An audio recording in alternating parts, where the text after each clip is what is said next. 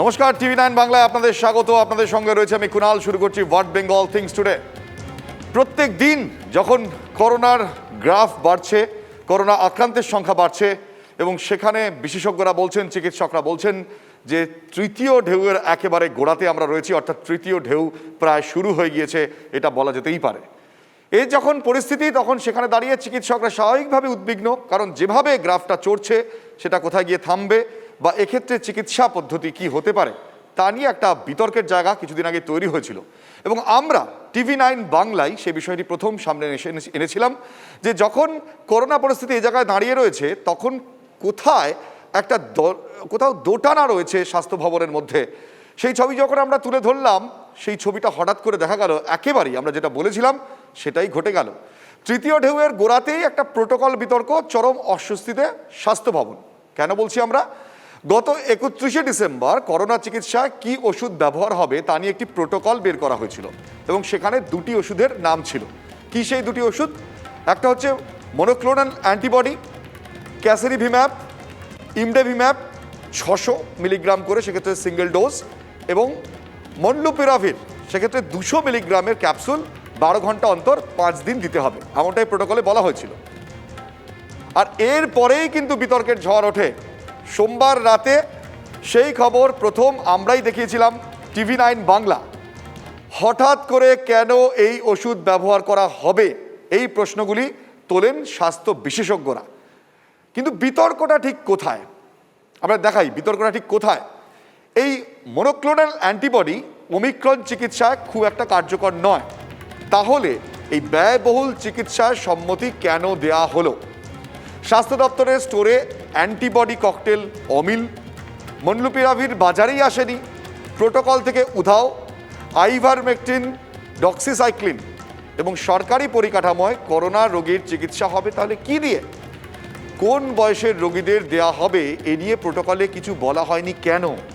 দেশের কোথাও এই চিকিৎসা পদ্ধতি প্রোটোকলে যুক্ত হয়নি, ICMR এর নির্দেশিকা নেই, তাহলে হঠাৎ কেন এগিয়ে বাংলা? অস্পষ্ট নির্দেশিকা কি বেসরকারি হাসপাতালকে মুনাফা পাইয়ে দেওয়ার জন্য? প্রশস্ত হবে কালোবাজারির পথও, এমনটাই কিন্তু মত চিকিৎসকদের।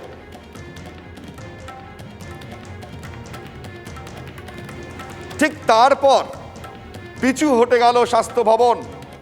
সোমবার গভীর রাতে বিবৃতি দিয়ে স্বাস্থ্য অধিকর্তা অজয় চক্রবর্তী তিনি কি জানালেন? দুই চিকিৎসা পদ্ধতি নিয়ে কেন্দ্রীয় নির্দেশিকা এখনো জারি হয়নি।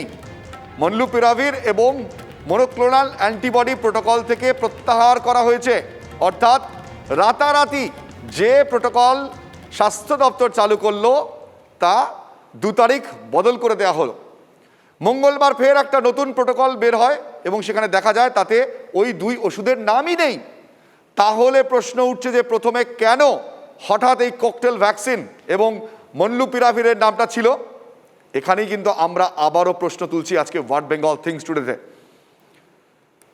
আমরা এই নিয়ে আলোচনা করব, অর্থাৎ কেন এই বিভ্রান্তি? করোনার মতন একটা গুরুতর এই যে ভাইরাস আমাদের গোটা পৃথিবীকে আক্রান্ত করেছে, সেখানে দাঁড়িয়ে আমরা প্রশ্ন তুলছি যে এই ধরনের বিভ্রান্তি কেন? এই চিকিৎসা পদ্ধতিতে ঠিক কী ধরনের ওষুধ ব্যবহার করতে হবে? বিভিন্ন রকমের, কারণ আপনারা জানেন যে করোনা আক্রান্ত বিভিন্ন রকম পেশেন্ট এক্ষেত্রে রয়েছে, সবাই যে একই রকমভাবে আক্রান্ত হচ্ছেন তেমনটা নয়। তাহলে যদি এই বিভ্রান্তিটাই থাকে যে এই চিকিৎসা করানোর ক্ষেত্রে, ওষুধ ব্যবহারের ক্ষেত্রে, তাহলে স্বাভাবিকভাবে প্রশ্ন এই বিষয়টা ওঠে এবং সেখানে প্রশ্নটা তুলছেন বিশিষ্ট চিকিৎসকরা। আমাদের সঙ্গে এই মুহূর্তে যারা রয়েছেন আলাপ করাবো, আমাদের সঙ্গে রয়েছেন ডক্টর কুণাল সরকার, আপনাকে স্বাগত। আমাদের সঙ্গে রয়েছেন ডক্টর দেবরাজ যশ, আপনাকে স্বাগত। রয়েছেন ডক্টর সুবর্ণ গোস্বামী, আপনাকেও স্বাগত। রয়েছেন ডক্টর অনির্বাণ বিশ্বাস, আপনাকেও স্বাগত। আমি শুরুতে একটু ডক্টর সরকারের কাছে আসি। কুণালদা, এখনো পর্যন্ত যে খবর আমরা প্রথম করেছিলাম এবং তারপর আমরা দেখলাম হঠাৎ করেই বদল মঙ্গলবার, এখানে প্রশ্ন উঠছে যে এইভাবে যদি হঠাৎ করে বদল হয়, কারণ কি বৃত্তান্ত তা নিয়ে আমি আসবো আপনার কাছে, কিন্তু প্রথমেই জানতে চাইবো যে যদি এইভাবে হঠাৎ করে প্রোটোকলের বদল হয় রাতারাতি, তাহলে কতটা সমস্যায় পড়তে হলো আপনাদের? দেখো, আমি দুটো একটা পয়েন্ট একটু ক্লারিফাই করি তোমাদের। সেটা হলো প্রোটোকল, বা আমার মনে হয় যে আজকে স্বাস্থ্য দপ্তর বা আমাদের ডাক্তারদের নিয়েও আমরা এসএসকেএম এ কিছু কথাবার্তা বলেছি। We should treat this more as a guidelines, এবং এই গাইডলাইন্স এর মধ্যে থেকে একটা ব্রড ডিরেকশন দেওয়া হচ্ছে যে কোভিড ম্যানেজমেন্ট বিভিন্ন সময় কিভাবে করা হবে। এবং পৃথিবীতে কোনো জায়গাতেই আমরা গাইডলাইন্সও ফলো করি, যখন গাইডলাইন্স এর এভিডেন্স গুলো খুব শক্তপোক্ত থাকে তখন আরেকটু আত্মবিশ্বাসের উপর ভর করতে পারলে আমরা সেগুলোকে প্রোটোকল বলি। আমাদের অমিক্রন আসার পর থেকে কি হয়েছে, দুটো জিনিস কনসিডার করবে। একটা হলো যে আমাদের প্রায় জুন জুলাই 2019 থেকে যখন সেকেন্ড ওয়েভটা নামতে শুরু করলো, তখন অবভিয়াসলি আমাদের আর বিরাট তখন যে অন্যান্য ওষুধপত্রগুলো বাজারে আসছে বা ডেভেলপ হচ্ছে সেটা নিয়ে খুব একটা আমাদের মানে গরজও ছিল না, এবং অ্যাপ্লাই করার মতো তেমন পেশেন্টসও ছিল না। সুতরাং মনোক্লোনাল অ্যান্টিবডিজ, যেটা কিনা মেইনলি রিজেনারন বলে যে কোম্পানিটা যেটা মেড ইট অ্যাভেলেবল বা widely available in the Asian market বা ইন্ডিয়ান সেক্টর, এটা অ্যাভেলেবিলিটি আস্তে আস্তে আমাদের জুলাইয়ের বা অ্যারাউন্ড দ্যাট টাইম হয়েছিল, যে সময় আমাদের second wave was definitely on the decline. তারপর অনেকদিন আমরা শান্তিপূর্ণভাবে কাটিয়েছি, এবং এর মধ্যে যে টুকরো টুকরো এভিডেন্স আমাদের সামনে এসছে সেটা আমাদের কি বলেছে, সেটা বলেছে কোনো কিছুই অব্যর্থ নয়। মনোক্লোনালের কিছু কাজ আছে in the initial stages of delta infection. Actually pure ডেল্টাকে মাথায় রেখেও মনোক্লোনাল তৈরি হয়নি, মনোক্লোনাল মোরলেস তৈরি হয়েছিল ওই অ্যালফাকে আশেপাশে নিয়ে। ডোনাল্ড ট্রাম্পে ব্যবহার করা হলো and a few other cases, কিন্তু up to the delta infection, এবং কারণ ডেল্টা অল্প কিছুদিনের মধ্যেই in a large number of cases মারাত্মক হচ্ছিল, 1.5% ওপর আমাদের কেস ফ্যাটালিটি রেশিও ছিল। সুতরাং যারা যারা ভারতবর্ষের পরবর্তীকালে জুলাইয়ের পরবর্তীকালে যারা আবার কয়েকবার এই ডেল্টার সঙ্গে তাদের কুস্তি করতে হয়েছে, তারা এইটা খানিকটা অ্যাপ্লাই করেছে। ইট ইজ অ্যাবসলিউটলি ট্রু যে কেউ একেবারে সেই পাথরে খোদাই করে সেটাকে প্রোটোকল করেনি, কিন্তু এটা বলাটাও সঠিক হবে না যে ব্যবহার একেবারে ছিল না। এরপর যে পট পরিবর্তনটা হলো স্টার্টিং ফ্রম ডিসেম্বর অফ 2021, যখন আমাদের অমিক্রন সামনে এলো, এবং অমিক্রনের পর থেকে সবাই একেবারে আমরা গ্রেট অ্যাংজাইটি, মাথার চুল ছিঁড়তে শুরু করলাম যে এটাকে কি দিয়ে আমরা করতে পারি। তাহলে প্রথমেই এই যে এত চেঞ্জ হয়েছে, এটাতে কি এটা কাজ করবে অ্যান্টিবডি ককটেল রিজেনারন? তার সহজ উত্তর হলো ভেরি লো এফেক্টিভিটি, সেরকম ইমপ্রেসিভ কাজকর্ম এর নেই। এবার আমি জিনিসটাকে কোন রকম কনস্পিরেসি থিওরির মধ্যে না গিয়ে দেখছি যে ধরো আজ থেকে 4-5 দিন আগে কি 7 দিন আগে যে প্রোটোকল বা গাইডলাইনটা লেখা হচ্ছিল, তখন চিকিৎসকদের মধ্যে একটা ধারণা ছিল আমরা খানিকটা ডেল্টা দেখছি, খানিকটা আমরা ওমিক্রন দেখব। সুতরাং আমাদের এই নৌকাতেও একটা পা রাখতে হবে, ওই নৌকাটাতে একটা পা রাখতে হবে। আর ইন রিসেন্ট মান্থস যেহেতু ডেল্টা এন্ড মনোক্লোনাল নিয়ে কিছু এভিডেন্স আছে, তারা হয়তো সেটাকে ইনক্লুড করলেন। কোয়েশ্চেন রিমেইনস যে সেটাকে কি একটা সেন্ট্রাল থেরাপি বলে হাইলাইট করা উচিত ছিল, এই নিয়ে বিতর্ক থাকতে পারে। গতকাল থেকে আমাদের একটু চোখের চশমাটা পাল্টে যাচ্ছে। কেন পাল্টে যাচ্ছে? কারণ যদিও এখন অসুবিধে কি, দেখো অন্ধকারে চলতে গেলে হাতে একটা আলো লাগবে। দ্য লাইট অফ ডেটা আমাদের কি সেন্ট্রাল লেভেল থেকে কি স্টেট লেভেল থেকে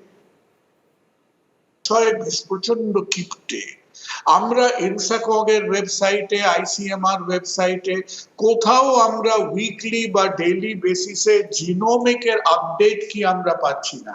আমরা পশ্চিমবঙ্গে আমাদের সপ্তাহে অ্যাবাউট 1200 থেকে 1500 জিনোমিক স্যাম্পলিং হচ্ছে।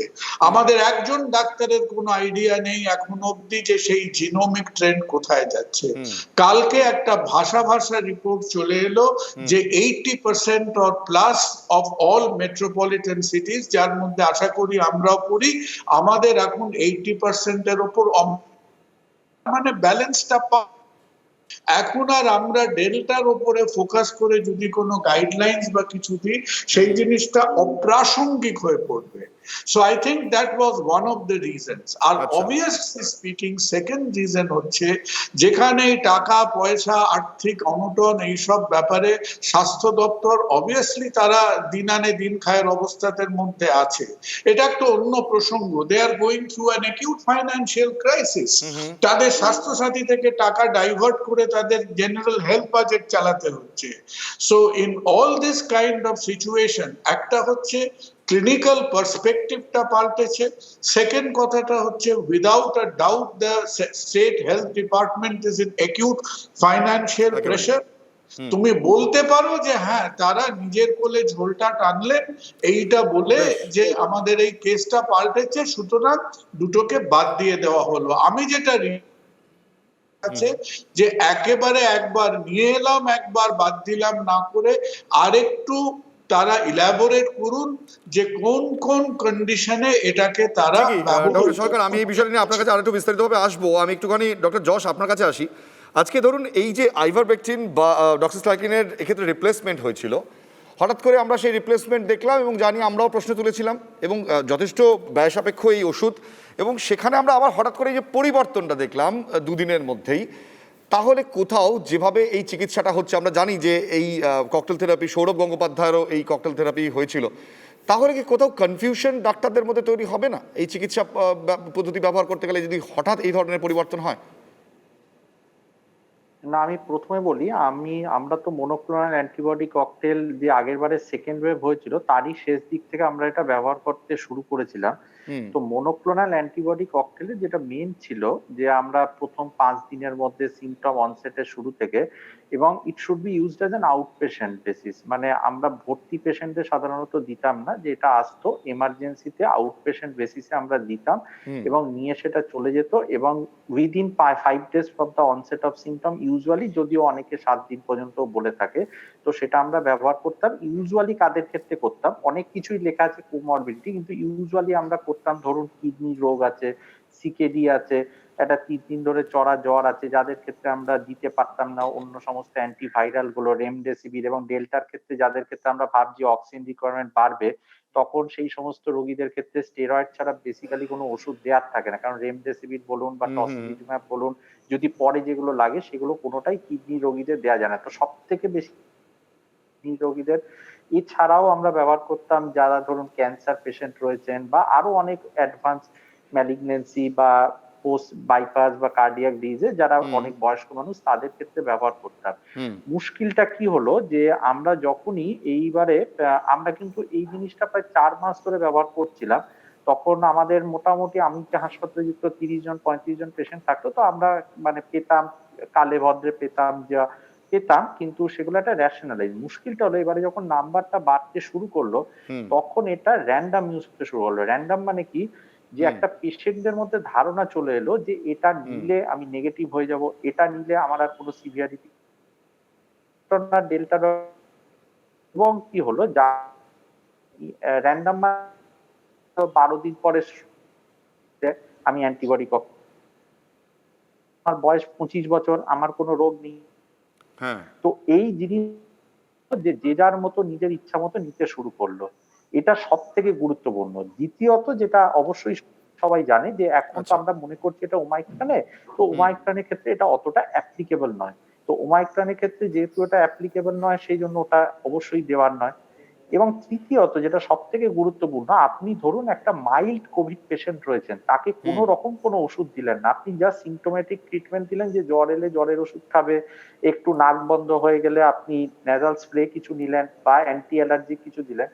তো অধিকাংশ মানুষ কিন্তু মাইল্ড কোভিডে কোনো রকম যদি ওষুধ না দেন, সেও কিন্তু সুস্থ হয়ে যাবে। ডক্টর যশ, আপনি যেটা বলছেন আমি পরিষ্কার বুঝতে পারছি, কিন্তু প্রশ্নটা হচ্ছে এক্ষেত্রে ডক্টর যশ, যে বিভিন্ন সার্কুলার যখন আসে, ধরুন এটাকে আমি ডক্টর সরকার যেমন বলছেন এটা গাইডলাইন হিসেবে যদি ধরে নিই, তাহলে আমার প্রশ্নটা এটাই ছিল, যদি গাইডলাইনের পরিবর্তন দ্রুত হয়, সেক্ষেত্রে শুধুমাত্র শহর কলকাতার এই হাসপাতালগুলো নয়, সরকারি বেসরকারি এই গোটা রাজ্য জুড়ে বিভিন্ন হাসপাতাল যারা এই চিকিৎসার জন্য এই ধরনের ওষুধগুলোকে হয়তো ব্যবহার করছিল, যদিও আমরা জানি যে এক্ষেত্রে মলনুপিরাভির মার্কেটে এখনো ঠিকভাবে আসেনি, তাহলে আমার এটাই প্রশ্ন ছিল যে তাহলে এটা ব্যবহারের ক্ষেত্রে কি বিভিন্ন চিকিৎসক এত দ্রুত তাদের কাছে কি এই গাইডলাইন পৌঁছে যাওয়া সম্ভব, তারা কি সেই চিকিৎসা প্রোটোকল ফলো করতে পারবেন, নাকি কোথাও বিভ্রান্তি হবে?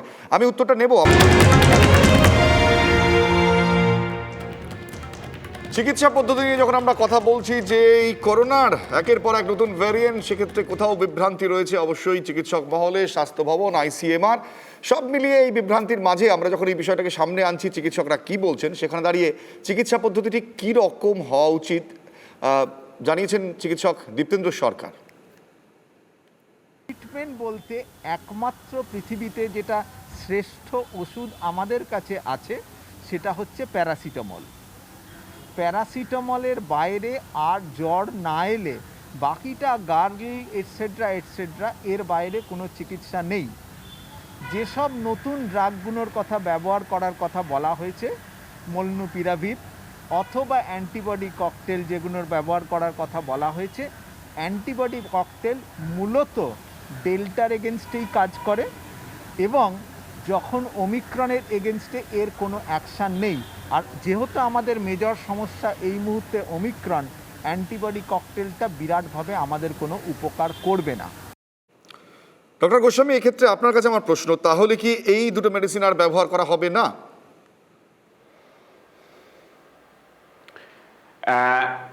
প্রোটোকল গাইডলাইন, যেটা কারেক্টেড গাইডলাইন, রিভাইজড গাইডলাইন আজকে বেরিয়েছে, সেই তাতে মনোক্লোনাল অ্যান্টিবডি বা মলনুপিরাভির ব্যবহারের কথা বলা নেই।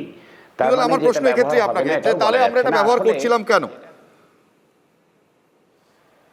হ্যাঁ, সেটাই বলছিলাম। আসলে ডাক্তার সরকার যেটা বলছিলেন যে আমরা একটা অন্ধকারে হাতড়ে পথ হাঁটছি। এখানে সারা পৃথিবীতে যদি দেখেন যে আজকে অস্ট্রেলিয়া বলুন, ইউরোপের দেশগুলো বলুন, তাদের যত পজিটিভ কেস হচ্ছে তার অন্তত 5 থেকে 8% স্যাম্পল তার জিনোম সিকোয়েন্সিং টেস্ট হচ্ছে। আমাদের সারা দেশে যদি দেখেন সেটা 1%-এরও অনেক নিচে টেস্ট হয়। এবং আমাদের রাজ্যে যদি বলেন, আমাদের মহারাষ্ট্র বলুন, কেরল বলুন, তাদের নিজস্ব ল্যাবরেটরি রয়েছে।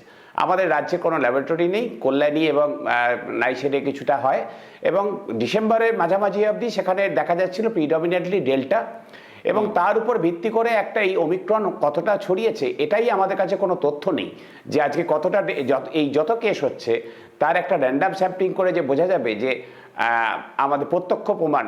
অপ্রত্যক্ষভাবে আমরা বুঝতে পারছি যে এটা ওমিক্রন, কারণ এই সাইন সিমটমস দেখে বা এর ছড়ানোর প্রবণতা, ছড়ানোর গতি, সংক্রমণের গতি, এগুলো দেখে আমরা বুঝতে পারছি, কিন্তু আমাদের হাতে তথ্য নেই।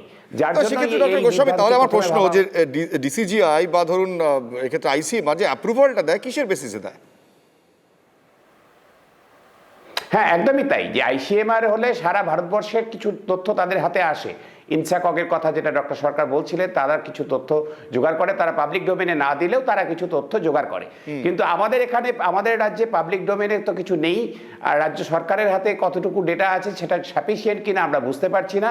কিন্তু বিভ্রান্তি একটা ছড়াবে। সব থেকে যেটা বড় মুশকিল হবে সেটা হচ্ছে যে সেকেন্ড ওয়েভে রেমডেসিভির বা টসিলিজুমাব কেনার জন্য ব্ল্যাক মার্কেট, মানে ব্ল্যাকে বিক্রি হয়ে, জানেন আপনারা, কালোবাজারি শুরু হয়েছিল। একটা ভায়াল 50,000-60,000 টাকা দামে বিক্রি হয়েছিল। এখানেও মানুষ ছুটছেন। এখনো অনেক চিকিৎসক আজকে আমাকে ফোন করেছেন যারা পজিটিভ হয়েছেন, যে আমরা কি তাহলে মনোক্লোনাল অ্যান্টিবডি দেবো? আমরা যে গাইডলাইনে দেখলাম, তাহলে গাইডলাইন যেটা 1-2 দিন আগে ছিল, আজকে দুটো গাইডলাইন, বিভ্রান্তি তৈরি হচ্ছে। এবং কিছু মানুষের মধ্যে যারা প্রিয়জনকে বাঁচাতে তৎপর, তারা ভাববেন যেন তেন প্রকারেণ তারা ঘটি বাটি বিক্রি করেও মনোক্লোনাল অ্যান্টিবডি তাহলে কিনে দেবো কিনা, এইরকম একটা পরিস্থিতি তৈরি হবে। ডক্টর গোস্বামী, আমি যদি ধরি যে মনোক্লোনাল অ্যান্টিবডি এক্ষেত্রে ক্যাসিরিভিম্যাব এবং ইমডেভিম্যাব 600 মিলিগ্রাম করে সিঙ্গেল ডোজ দেওয়ার কথা ছিল। ওমিক্রনের ক্ষেত্রে যদিও কার্যকর নয় বলা হচ্ছে, 1200 করে সেক্ষেত্রে ভায়ালে থাকে। বাকি ওষুধটা তাহলে কীভাবে ব্যবহার করা হতো? তাহলে একটা মানুষ যদি এত দাম দিয়ে ওষুধটা কিনতেন, বাকি ওষুধটা কী হতো? সাধারণত এগুলোর ক্ষেত্রে যেটা করা হয় সেটা হচ্ছে ইন্ডিভিজুয়াল মানুষ রুগী কেনে না, ভর্তি হওয়া রুগীকেই দেওয়া হয়, এবং সেক্ষেত্রে হাসপাতাল বা নার্সিংহোম কর্তৃপক্ষ কেনে সে একাধিক পেশেন্টের ক্ষেত্রে ব্যবহার করতে পারে। সেটা একটা হয়। আর যেটা সবচেয়ে বড় কথা সেটা হচ্ছে যে আমাদের বাজারে অ্যাভেলেবেল সেভাবে নেই, কিন্তু যেটা হচ্ছে যে মানুষের মধ্যে একটা চাহিদা, কৃত্রিম চাহিদা তৈরি করে দেওয়া হলো এই বিভ্রান্তি তৈরি করে। ফলে যেটা হচ্ছে কালোবাজারির একটা আশঙ্কা, এবং সরকার যে সরকারি হাসপাতালে দিতে পারবে কিনা তারও কোনো গ্যারান্টি নেই। কারণ সবচেয়ে দামি ওষুধ, যেটা ডাক্তার সরকার বলছিলেন যে অর্থাভাব, আমরা তো বুঝতে পারছি এই মাসে যারা সরকারি কর্মী তাদের মহার্ঘ ভাতা প্রাপ্য ছিল, যে হচ্ছে সারা বছরে একবার দেয়, সেটাই সরকার এখনো ঘোষণা করতে পারেনি। তো অর্থাভাব স্পষ্ট, সেখানে এত দামি ওষুধ সরকারি হাসপাতালগুলোতেও দিতে পারবে না, সেটাও একটা কারণ হতে পারে যে এই ওষুধ তুলে নেওয়ার ব্যাপারে। তাহলে যদি আইসিএমআর গাইডলাইনে না থাকে তাহলে এটা আমরা ব্যবহার করছিলাম কেন, মানে কোন ভিত্তিতে? ওই যে ডেল্টা ডিসেম্বর অবধি, আমাদের ডিসেম্বরের মাঝামাঝি যা ছিল মূলত প্রিডমিনেন্টলি সেটা ডেল্টা ছিল, সেটার ভিত্তিতেই। কিন্তু এত এখন কেস হচ্ছে, হঠাৎ করে যে সুনামি এসছে, এর জিনোম সিকোয়েন্সিং করে এটা যে ডেল্টা থেকে ওমিক্রন টেক ওভার করেছে, এই যে তথ্যটা আমাদের হাতে কোনো প্রত্যক্ষ প্রমাণ নেই, যা আমরা অপ্রত্যক্ষ প্রমাণ বা হচ্ছে কিছুটা অনুমানের ভিত্তিতে আমরা বুঝতে পারছি, সাইন সিমটমস ইত্যাদি দেখে এবং ছড়ানোর প্রবণতা দেখে, তার উপরে ভিত্তি করে প্রশ্নটা উঠছে ডক্টর গোস্বামী যে দুদিনের মধ্যে সেই গাইডলাইনটাকে বদলাতে হলো, সেটাই কেন, সেই প্রশ্নটাই আমরা তুলছিলাম। একটু ডক্টর বিশ্বাস আপনার কাছে আসছি। এখনো পর্যন্ত যে আমাদের 3 জন বিশিষ্ট চিকিৎসক যে আলোচনায় আমরা উঠে এসেছে, কোথাও কি তাহলে আমরা পশ্চিমী দুনিয়াকেই ফলো করছি এক্ষেত্রে? এটা আমার বেসিক্যালি মনে হচ্ছে পশ্চিমবঙ্গ সরকারের একটা প্যানিক রিয়াকশন হয়েছিল। তার আগে আমি একটা কথা বলি, এই ওমিক্রন ভাইরাস দিয়ে এখন এই মুহূর্তে প্যান্ডেমিক চলছে, 3rd ওয়েভ চলছে, সেটাতে কিন্তু এখন পর্যন্ত এই ভাইরাসের ফ্যাটালিটি সেরকম মারাত্মক কিছু নয়। খুব অল্পের উপর দিয়েই এই রোগটা হয়ে সেটা ঠিক হয়ে যাচ্ছে আর কি। সেটা ওয়েস্টার্ন কান্ট্রিরও তাই, আমাদের দেশেও তাই। খালি কোমরবিডিটি যাদের আছে, এজেড পার্সন, তাদের ক্ষেত্রে একটু প্রবলেম হতে পারে। কাজেই সেইখানে আমি যেটা একটু আগে আমাদের ডাক্তারবাবু বললেন যে তাকে এক কলিগ ফোন করেছেন যে তার অ্যান্টিবডি ককটেল নেবেন কিনা, পজিটিভ হয়েছে। অ্যাকচুয়ালি এখনকার যে ধরনের ভাইরাসের মানে আমরা করোনাটা দেখছি, ফর অল প্র্যাকটিক্যাল পারপাস কিন্তু আমরা চিকিৎসকরা, আমি পার্সোনালি ধরে নিচ্ছি এটা ওমিক্রন ভাইরাসের, কারণ এই যেভাবে নেচার, যেভাবে ছড়াচ্ছে এটা, মানে মুহূর্তের মধ্যে একটা বাড়ি সবাইকে ধরে নিচ্ছে, এবং এই নেচারটা কিন্তু এটা খুব মাইল্ড ফর্মে হচ্ছে, অল্পর উপর দিয়ে যাচ্ছে, যেটা ডক্টর দীপ্তেন্দ্র সরকার বলছেন সিম্পল প্যারাসিটামল এবং দরকার হলে কাউ নেজাল ড্রপ দেওয়া যেতে পারে। আর আমরা যেটা করছি তার সাথে একটু জাস্ট বিডিওসিনাইড ইনহেলার দিয়ে রাখছি। আমি পালমোনলজিস্ট হিসেবে আমি বলছি, আমার কিছু পড়াশোনা করা আছে বলে বলছি, বিডিওসিনাইড ইনহেলারটা আমরা অ্যাড করছি, কেউ ডক্সিসাইক্লিনও দিচ্ছেন। এইগুলো আমাদের ডাটা আছে, সাপোর্টিভ ডাটা আছে। পয়েন্টটা হচ্ছে সরকার যখন কোনো গাইডলাইন তৈরি করেন বা প্রোটোকল তৈরি করেন, সেই প্রোটোকল অনুযায়ী ডাক্তারবাবুদের চিকিৎসা করতে হবে, একটা ওভারভিউ থাকে। তার বাইরেও কোনো ডাক্তারবাবুরা যদি তাদের রেফারেন্স থেকে অন্য কোনো পয়েন্ট দিয়ে কিছু ট্রিটমেন্ট করেন, তাতে কিন্তু কোনো অসুবিধা নেই। আর সেকেন্ড হচ্ছে এই যে মনোক্লোনাল অ্যান্টিবডি ককটেল, সেটা গতবারের যে সেকেন্ড ওয়েভের ডেল্টা ভাইরাসের যেটা যে ওয়েভটা হয়েছিল, সেখানে কিন্তু মনোক্লোনাল অ্যান্টিবডি ককটেল খুব বেশি এফেক্টিভ ছিল না। আর এখন কিন্তু যে কথাটা বারবার বলা হচ্ছে এখন, যে ওমিক্রনের যে ধরনের মানে এই মানে ম্যাসিভ হারে যেভাবে ওমিক্রন ছড়াচ্ছে, এবং প্র্যাকটিক্যাল ভাবে আমি আবার বলছি, আমাদের এখানে পশ্চিমবাংলাও ওমিক্রন ভাইরাস মানে ডক্টর বিশ্বাস, এই ধরুন আপনি যে আবার প্রসঙ্গটা আসি, যে এক্ষেত্রে আবারও বলছি যে একটা নতুন গাইডলাইন, সেখানে আমরা দেখলাম যে মনলুপিরাভির সেক্ষেত্রে বাতিল হয়ে গেল, এবং যে ওষুধটা এত দামি ওষুধ, সেই ওষুধটাকে কেন সেক্ষেত্রে রাখা হয়েছিল গাইডলাইনে? এবং যারা হাসপাতালে ভর্তি হয়েছেন, বিশেষ করে যদি আমরা দেখি যে বিত্তশালী যারা এই খরচটা করতে পারবেন, তাহলে কি কোথাও একটা ব্যবসায়িক স্বার্থকে মাথায় রেখে এই বিষয়টা করা হয়েছিল? এমন কোনো না, ওই ব্যবসায়িক স্বার্থের বাইরে আমি একটা কথা বলি, এখানে হচ্ছে আমার পেশেন্টরা তাদের মনলুপিরাভির লাগবে কিনা, অ্যান্টিবডি ককটেল লাগবে কিনা, তার সাপোর্টে আমরা অ্যাডভোকেট ডাটা, সেই ডাটা না থেকে দুম করে আমি একটা গাইডলাইনে দিয়ে দিলাম। এইটা গাইডলাইনে দেওয়াটা মানেই হচ্ছে, আপনি দেখুন 2 দিন পরে যখন চেঞ্জ হয়ে গেছে, তার মানে একটা কিছু প্যানিক রিয়াকশন তারা দিয়ে দিয়েছিলেন, কিন্তু তারপরে ব্যাপারটা বুঝতে পেরেছেন বোধহয় খরচের সাপেক্ষ হবে না, বা সাইন্টিফিক্যালি এটা জাস্টিফাইড নয় গাইডলাইনে দেওয়া, কাজেই তারা অটোমেটিক্যালি পরেরটা চেঞ্জ করে দিয়েছে, আমার মনে হচ্ছে তাই। একদমই আসবো, এই বিষয়ে আরো বিস্তারিত আলোচনা করব।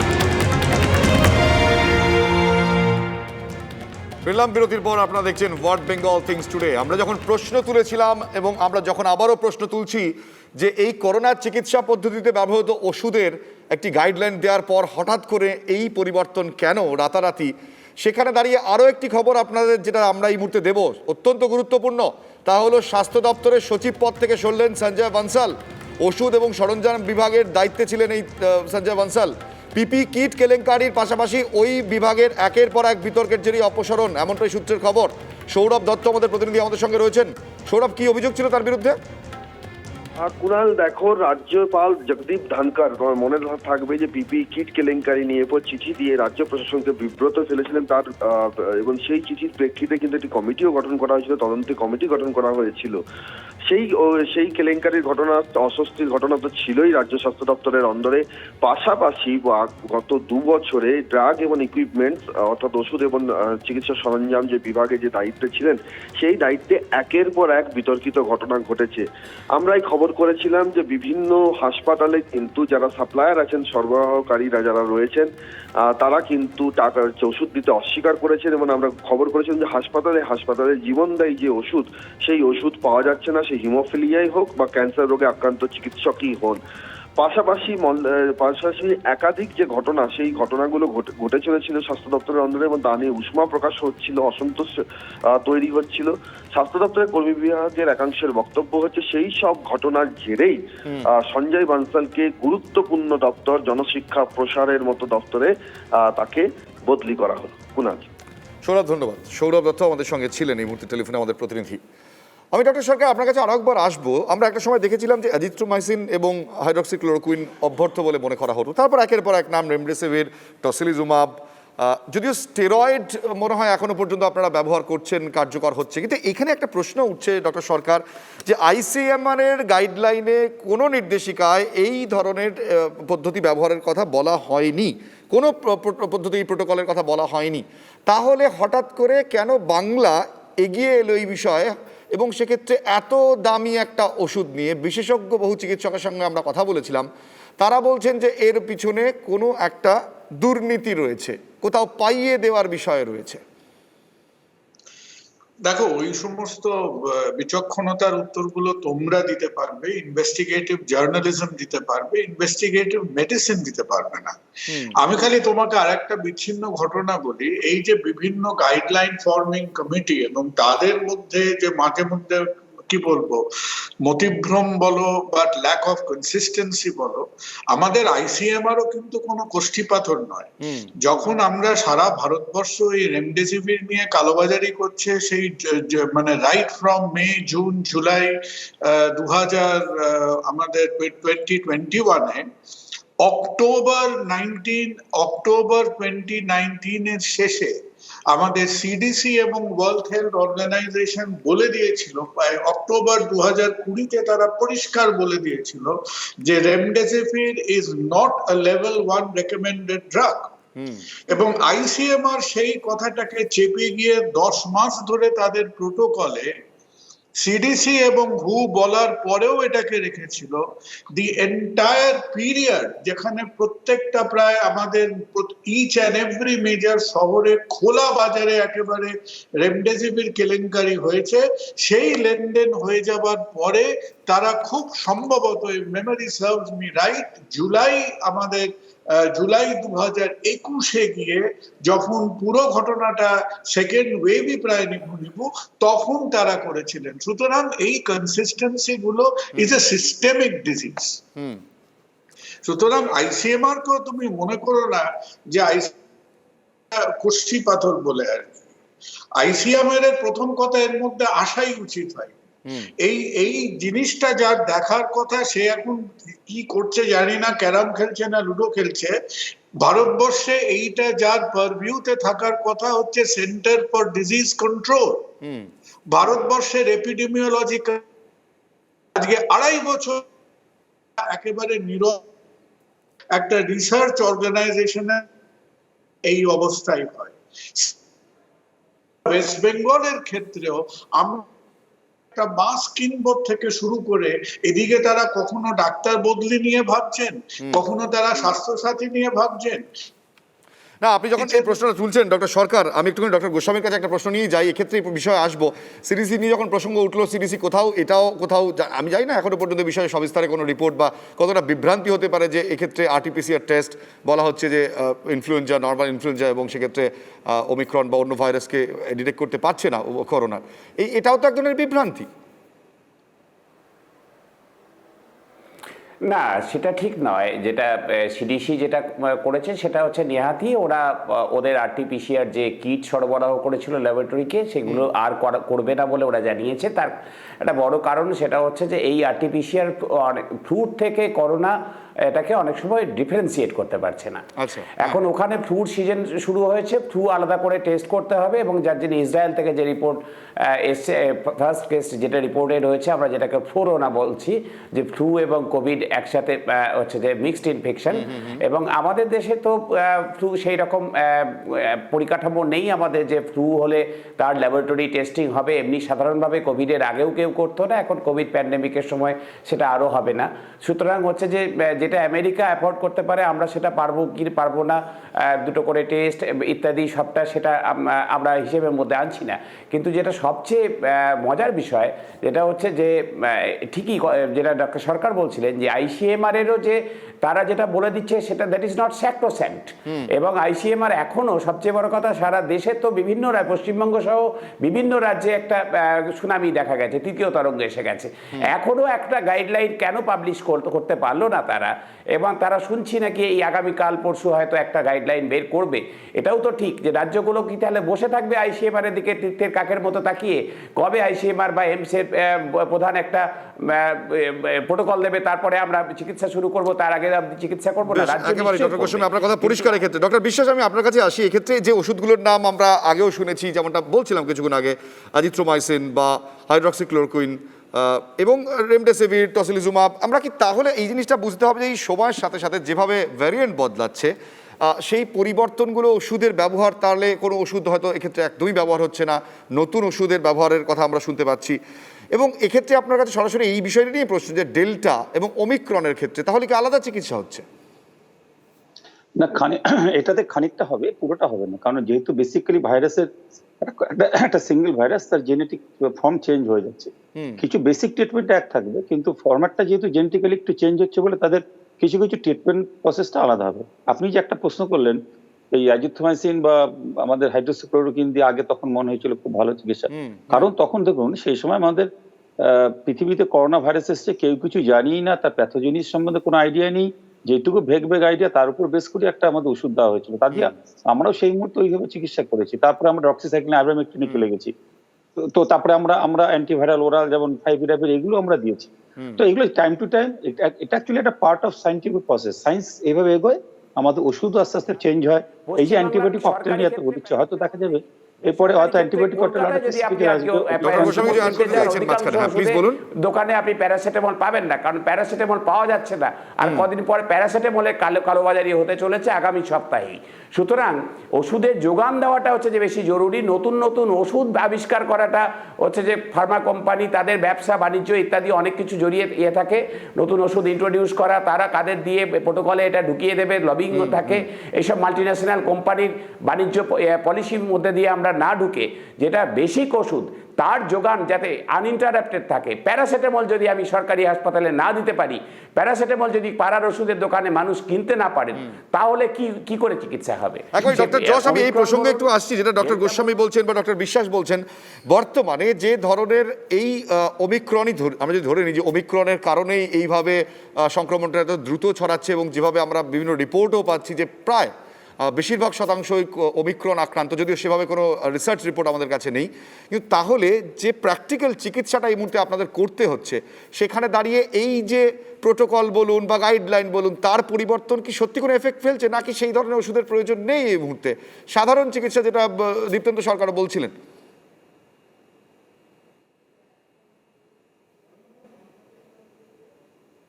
শোনা যাচ্ছে ডক্টর জশ? আপনার এটা মিউট রয়েছে, মানে ভিডিওটা, অডিওটা মিউট হয়ে গিয়েছে। এটা হ্যাঁ প্লিজ বলুন। এবার শুনতে পাচ্ছেন? হ্যাঁ বলুন। হ্যাঁ, কোভিড এর ক্ষেত্রে যেটা প্রথমত আমরা বলে থাকি, আমরা যারা 1.5 বছর ধরে যুক্ত রয়েছি, আমরা প্রত্যক্ষভাবে মানে যারা হাসপাতালে রোগী চিকিৎসা করি, কি আপনি বলুন, প্রথমত বলে রাখি এটা হসপিটালাইজ পেশেন্টদের জন্য নয়। আমরা কিন্তু সেই একই গাইডলাইন ফলো করি। 94% স্যাচুরেশনে নিতে হলে তাদের হাসপাতালে ভর্তির প্রয়োজন, অথবা যদি 5-6 দিনের উপর জ্বরটা পারসিস্ট করে, তখন আমরা তাদের ক্ষেত্রে দেখে থাকি যদি স্টেরয়েড একমাত্র ওষুধ যেটা প্রমাণিত, সমস্ত গাইডলাইন মেনে নিয়েছে। রেমডেসিভির কেউ কেউ বলেছে যে লাভবান হয়, কেউ কেউ বলেছে লাভবান হয় না। আমার যেমন ব্যক্তিগত অভিজ্ঞতা, আমি রেমডেসিভির আমরা অ্যাডভোকেট করে থাকি বা প্রেসক্রাইব করে থাকি। কোভিড এর চিকিৎসা আমরা যখন প্রথম থেকে শুরু করেছিলাম, তারপর দেখবেন প্রত্যেক 2-3 মাসে এবং প্রত্যেকটা ওয়েভের সাথে সাথে এটা পরিবর্তন হয়েছে। এটা আমাদের মেনে নিতে হবে, নতুন রোগ আমরা নতুন করে শিখছি। কিন্তু যে প্রধান চিকিৎসার অংশটা, যে স্টেরয়েড দেওয়া, যদি তাতে না কাজ হয় অক্সিজেনের প্রয়োজন আরো বেড়ে যায়, রোগটা 14 দিনের, আমাদের লক্ষ্য 14 দিন পর্যন্ত সাপোর্ট দেওয়া, যদি তারপরও না কমে IL-6 বেশি থাকে এবং প্রোক্যালসিয়াম টসিলিজুমাব দেওয়া, এগুলো কিন্তু মোটামুটি ভাবে এক রয়েছে। এবারে যে জিনিসটা নিয়ে এত চর্চা হচ্ছে সেটা কিন্তু মাইল্ড কোভিড, সেটা কিন্তু কোনোটাই মডারেট বা সিভিয়ার কোভিড নিয়ে আলোচনা হচ্ছে না, কারণ এই ওষুধগুলো কোনোটাই মডারেট কোভিড এর নয়। তো আমার মনে হয় কোভিড এর যে চিকিৎসা সেটার কোনো আক্ষরিক অর্থে যাদের হাসপাতালে ভর্তির প্রয়োজন তাদের ক্ষেত্রে কোন, পুরোটাই হচ্ছে আউট পেশেন্ট বেসিস বা যারা বাড়িতে থেকে হোম আইসোলেশনে চিকিৎসা করাচ্ছে। তো আমি বলবো, আবার এটা অ্যাসিওর করছি, মাইল্ড কোভিড একটা সেলফ লিমিটিং ডিজিজ। এতে আপনি যদি কোনো রকম কিছু না করেন তাতেও এই রোগটা কমে যাবে। ওই জন্য এইগুলো গাইডলাইনে অবশ্যই আসবে, সেটা আমরা মেনে চলবো। কিন্তু আমার মনে হয় যারা আমরা হাসপাতালে কোভিড রোগীদের দেখছি বা যারা সরকারি হাসপাতালে দেখছে, তাদের ক্ষেত্রে এইগুলো অত্যন্ত প্রভাব। একেবারে বেশ, আমি আসছি ডক্টর যশ আপনার কাছে। আমি ডক্টর সরকার আপনার কাছে কোনো যাবো, বিরতি যাওয়ার আগে খুব সংক্ষেপে, যে তাহলে এখনো পর্যন্ত আমরা বিশেষ করে সেকেন্ড ওয়েভে যে ভয়ঙ্কর ছবিটা দেখেছি, বহু মানুষের মৃত্যু হয়েছে, এখনো পর্যন্ত তাহলে আপনাদের যে নিজস্ব অভিজ্ঞতা, ব্যক্তিগত অভিজ্ঞতা থেকে ঠিক কোন ওষুধ এখনো পর্যন্ত তাহলে এফেক্টিভ হয়েছে, যেটাকে আপনারা মনে করছেন যে স্যাটিসফাইড, নাকি সেই অর্থে কোনো ওষুধই কোভিডের এই চিকিৎসার ক্ষেত্রে নির্দিষ্টভাবে নেই? দেখো, একটা ফান্ডামেন্টাল ব্যাপার আমাদের বুঝতে হবে যে আমরা হয়তো খানিকটা পায়ের তলায় জমি বর্তমানে এই কারণে খুঁজে পাচ্ছি, বিকজ আমরা দেখেছি বেসড অন সায়েন্টিফিক এভিডেন্স যে লট অফ মিউটেশন সত্ত্বেও এই অমিক্রন ভাইরাসটা এটার লাংয়ের ভেতর ঢুকে পড়ার ক্ষমতাটা খানিকটা লিমিটেড বা যথেষ্টই কম। এটা ডাক্তারদের খানিকটা বাড়তি কনফিডেন্স জুটিয়েছে, যার জন্য আমরা, যেটা দীপ্তেন্দ্র আজকে বলেছে, অনেকেই আমরা বলছি ব্যাক টু দ্য বেসিক্স। আমরা বা কোল্ডের মতো এটাকে আমরা ট্রিট করি, অতিরিক্ত মশা মারতে কামান দাগা এখানে হয়তো উচিত হবে না। সুতরাং that is based on that kind of science. আর আমরা যেটার জন্য সব সময় বলে যাব যে বোথ সেন্ট্রাল অ্যান্ড স্টেট গভর্নমেন্টের কাছে, যে ডাক্তারদের এই হাবর জাবর চিকিৎসার থেকে যদি আপনাদের হেল্প করতে হয় যাতে আমরা কনফিউজ না হই, যাতে পেশেন্টরা ভুক্তভোগী না হয়, তাহলে মোটামুটি একটু রেগুলার ভিত্তিতে এবং ডেটা গুলো দিন। কারণ অন্ধকারে 4টে লোক অন্ধকারে যেরকম হাতড়াবে, 40টা লোকই সেরকমই অন্ধকারে হাতড়াবে। একটু অন্ধকারের মধ্যে টর্চ লাইট ফেলুন। That torch light is the data that we need today. এটা পলিটিক্স নয়, আমরা পারসেপশন দিয়ে কাজ করতে পারি না। ডক্টর সরকার, আপনি যখন এই কথাটা বলছেন তখন আমার একটা প্রশ্ন মাথায় আসে, আমি বিরতির পর উত্তরটা আপনাদের সকলের কাছ থেকে নেব। আপনারা যে বিশিষ্ট 4 জন চিকিৎসক এখানে বসে রয়েছেন, আপনারা কম বেশি সবাই একমত এই চিকিৎসা বর্তমানে যেভাবে আপনারা করছেন, সেক্ষেত্রে আপনারা যে কথা এখনো পর্যন্ত, যে সাজেশন আপনাদের নিজেদের মধ্যে এসছে, একেবারে আপনারা একমত। কিন্তু এই ওষুধগুলো বা এই ধরনের প্রোটোকল বলুন বা এই ধরনের গাইডলাইন বলুন, যারা সাজেস্ট করছেন, তাহলে তারাও তো গোটা বিষয় সম্পর্কে অবগত। তাহলে কেন তারা এত দামি ওষুধ, এই এত পরিবর্তন, এই পরিস্থিতিটা তৈরি হচ্ছে কেন? আমি আরেকবার শেষে, একেবারে শেষ পর্বে বোঝার চেষ্টা করবো আপনাদের 4 জনের কাছ থেকে। পেলাম বিরতির পর আমরা কথা বলছিলাম যে করোনার চিকিৎসায় বিভিন্ন ওষুধ এখনো পর্যন্ত যা ব্যবহার করা হয়েছে এবং ICMR বলুন বা বিশেষ করে স্বাস্থ্য ভবনের নতুন গাইডলাইন বিতর্ক। আমি একটু ডক্টর গোস্বামী আপনার কাছে আসি। আমি দেখি যে একের পর এক ওষুধের নাম, রেমডেসিভির, আমরা টসিলিজুমাব নিয়ে দেখলাম যে প্রচুর বিতর্ক। এখন এই যে মনলুপিরাভির, হয়তো অনেকে উচ্চারণও করতে পারবেন না, সাধারণ মানুষের তা নিয়ে কিন্তু আগ্রহ রয়েছে, কিন্তু আপনারা চিকিৎসকরা বলছেন যে এফেক্টিভনেস দেখা যাচ্ছে না এখনো পর্যন্ত। আপনারা নিশ্চিতভাবে বলতে পারবেন না, কারণ কোনো রিসার্চ এখনো পর্যন্ত আসেনি। তাহলে আমার প্রশ্ন আপনার কাছে যে এই ওষুধগুলো নিয়ে এত বাড়াবাড়ি কেন? হ্যাঁ, ঠিক এই কথাটাই বলছিলাম যে সারা পৃথিবীতে যে এই মুহূর্তে যদি দেখেন যে টোটাল যে গত 10 বছর ধরে একটা রিসেশন চলছে, অর্থনৈতিক মন্দা, তার মধ্যে যে সেক্টরটা সব থেকে বেশি ফুলে ফেঁপে উঠছে সেটা হচ্ছে এই ফার্মা সেক্টর। এবং ভারতবর্ষের ফার্মা সেক্টরের বাজার যদি দেখেন, গত 1 বছরে তারা প্রায় মানে লাফিয়ে লাফিয়ে বেড়েছে। অন্য সেক্টর যেমন ইকোনমি মার খেয়েছে, সেখানেও ফার্মা সেক্টরের গ্রোথ হচ্ছে বিরাট অ্যানুয়াল কম্পাউন্ডেড গ্রোথ। সুতরাং ফার্মা সেক্টর যদি ঠিক করে দেয় যে হচ্ছে যে কোন রোগের কি চিকিৎসা হবে, তারাই যদি হচ্ছে যে চালকের আসনে থাকে, এটা একটা পলিসি, তাহলে হচ্ছে যে এরকমই হবে যে আপনার রিসার্চ হলো কি না হলো, স্পন্সর্ড রিসার্চ হলো এবং তারপরে নতুন নতুন মলিকিউল বাজারে চলে আসছে, তার কতটা ডেটা, তার র্যান্ডমাইজ কন্ট্রোল ট্রায়াল কতটা কি হলো, সেটা যদি আমাদের হাতে না আসে। এবং ডক্টর গোস্বামী, আপনার কথাতে পরিষ্কার, আমাদের খুব সময় কম রয়েছে। আমি ডক্টর যশ আপনার কাছে আসবো। আপনি কি একমত ডক্টর গোস্বামীর সাথে এক্ষেত্রে ফার্মা কোম্পানিগুলো ডিসাইড করছে বিষয়টা? না, আমার মনে হয় ফার্মা কোম্পানি ইন্টারেস্ট অবশ্যই এতে রয়েছে, কিন্তু আমাদের এটাও মাথায় রাখতে হবে যে এটা অত্যন্ত পরিবর্তনশীল। আমরা সবাই কিন্তু এই রোগটা সম্পর্কে শিখছি। তো এটা হতেই পারে যে আজকে যেটা আমরা বলছি কালকে বা তারপরে হয়তো সেটা থেকে আমরা পিছু হটতে পারি। 1 নম্বর। 2 নম্বর হচ্ছে আমাদেরও সতর্ক থাকতে হবে। সরকার আমাদের বলছে না, আমরা যেটা মনোক্লোনাল অ্যান্টিবডি নিয়ে হয়েছে, ডাক্তারদের সচেতন হতে হবে এবং আমাদের ডাক্তারদেরও এটা সম্পর্কে স্টিক করে থাকতে হবে যে কোন কত দিনে দিতে হবে, কততম ডে অফ অনসেট অফ সিমটমে দিতে হবে, কাদের ক্ষেত্রে এটা লাভবান হবে না। যদি মাইল্ড কোভিড হয় এটাকে এত এমফাসাইজ করার দরকার নেই, কোনো হসপিটালাইজ পেশেন্টে দেওয়া যাবে না। তো এগুলোর কথা কিন্তু আমাদেরও মাথায় রাখতে হবে। সরকার অবশ্যই আমাদের গাইডলাইন দেবে এবং সেই গাইডলাইনই আমরা মেনে চলবো, কিন্তু সেই গাইডলাইনটা কিন্তু ইমপ্লিমেন্টেশন সেটা কিন্তু আমাদের ডাক্তারদের হাতেই রয়েছে। সেটা ঠিকই ডক্টর যশ, আপনি যখন এই প্রশ্নটা তুলছেন, কিন্তু রাতারাতি যদি গাইডলাইন বদলে যায় সেটা তো প্রশ্ন ওঠে। আমি ডক্টর বিশ্বাস এখানে আপনার কাছে আমার প্রশ্ন, একদম অনুষ্ঠান শেষের দিকে চলে এসেছি, যে তাহলে এই মনলুপিরাভিরের মতন এত ব্যয় সাপেক্ষ চিকিৎসার ওষুধ কেন? কারণ তাহলে কারা ডিসাইড করেন এই বিষয়গুলো? যখন তারা এটাতে কনফার্মই নন, তাহলে এই বিষয়গুলো ডিসাইড হয় কি করে? কারা এটা অ্যাপ্রুভাল দেয়? এখানে একটা ব্যাপার আছে, আমাদের ভারতবর্ষে যে কোনো পলিসি মেকিং এ তো বাইরের কিছু একটা প্রেশার থাকে, কিছু ভেস্টেড ইন্টারেস্ট থাকে, সেটা অস্বীকার করার জায়গা নেই। আর দ্বিতীয় হচ্ছে, আমি ডক্টর যশের সঙ্গে পুরোপুরি একমত, আমাদের সায়েন্স হচ্ছে আমাদের নতুন নতুন ওষুধ তো আসবেই, যে কোনো রোগের ক্ষেত্রে নতুন ওষুধ আসবে, সেটা মার্কেটে আসবে। মার্কেটে আসলে ওষুধ কোম্পানি যারা এদের রিসার্চ করে তারা বেনিফিট করার চেষ্টা করবে, এগুলো মার্কেটিং পলিসি ব্যাপার। কিন্তু এটা একটা দুটো ব্যাপারই আছে, একটা প্রেশার এফেক্টটা অবশ্যই আছে, কিন্তু তার সাথে নতুন ওষুধ আসছে তাকেও আমাদের রুগীদের ক্ষেত্রে ইউজ করতে হবে। কিন্তু যেটা হলো যে রুগীর ক্ষেত্রে ইউজ করে আমরা কতটা বেনিফিট পাচ্ছি, যে ডাটাগুলো পাচ্ছি না, আমরা র্যান্ডমাইজ কন্ট্রোল ট্রায়ালগুলো হচ্ছে না, খুব তাড়াহুড়ো করে সবকিছু করতে হচ্ছে। এটা একটা খুব ইম্পর্টেন্ট ব্যাপার, এই জায়গাটা এটা একটু ভাবার জায়গায় আছে। আমি অনুষ্ঠান শেষ করবো ডক্টর সরকার আপনাকে দিয়ে। এখনো পর্যন্ত এই গোটা এই যে এপিডেমিক, সেক্ষেত্রে আমরা দেখেছি যে চিকিৎসকরাই আমাদের একমাত্র ভরসা। আজকে এই যে লাস্ট এতগুলো মাস, এতগুলো বছর ধরে যেভাবে আমরা আপনাদের হাতে যে চিকিৎসা পদ্ধতি ছিল, আপনারা যেভাবে মানুষকে সুস্থ করেছেন, যদি আমি সাকসেস রেট দেখি, কি বলবেন একদম শেষে যে এই ওষুধ, সামান্য ওষুধ যা এখনো পর্যন্ত আপনার প্রোটোকল গাইডলাইন পেয়েছেন তার উপর বেস করে আপনারা চিকিৎসা করেছেন, সেই অর্থে সাকসেস রেট কি, আপনি কিভাবে দেখেন বিষয়টা? দেখো, এখনো অব্দি যখন আমরা ডেল্টার অব্দি ছিলাম তখন আমাদের কেস ফেটালিটি রেট চলছিল 1.3 to 1.6%। এখন আমাদের এই অমিক্রনের দৌলতে আমাদের কেস ফেটালিটি রেট অনেকটা নেমে গেছে, তার 4 ভাগের 1 ভাগ হয়েছে, 0.3 to 0.4%। আমাদের একটু নিজেদের চোখ কান খোলা রেখে মানুষ একটু তার কমন সেন্স নিয়ে চলুক, এবং সেই কমন সেন্সটা আমরা প্রশাসনের কাছ থেকেও দেখতে চাই। আমরা যেমন চাই মানুষ হুল্লোড় করবে না, সেরকম আমরা চাই প্রশাসন এই লোকাল ট্রেনের মতো এই প্রহসনমূলক বিধিনিষেধ বা প্রহসনমূলক রুলস রেগুলেশন আনবে না।